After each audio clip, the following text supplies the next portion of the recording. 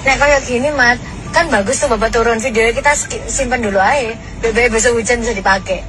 Yo. Admin media sosial milik Wali Kota Surabaya, Eri Cahyadi bikin heboh karena suaranya bocor saat jeda live. Usai kejadian, admin medsos Wali Kota Surabaya, Eri Cahyadi bocor kini warganet langsung menyerbu untuk mengomentari Instagram akun milik Eri.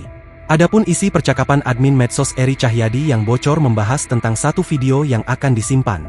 Kalau gitu Mat, ini kan videonya bagus, simpan dulu aja, kalau besok-besok hujan bisa dipakai, pura-pura keliling, ungkapnya lagi. Akibat percakapan yang bocor ini, menimbulkan perspektif negatif dari masyarakat. Tak sedikit yang menilai jika selama ini Wali Kota Surabaya turun ke lapangan hanya sekedar untuk pencitraan.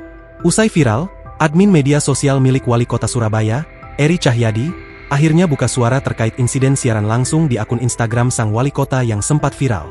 Dalam pernyataannya, perempuan itu menyampaikan permohonan maaf dan mengumumkan akan mundur dari jabatannya.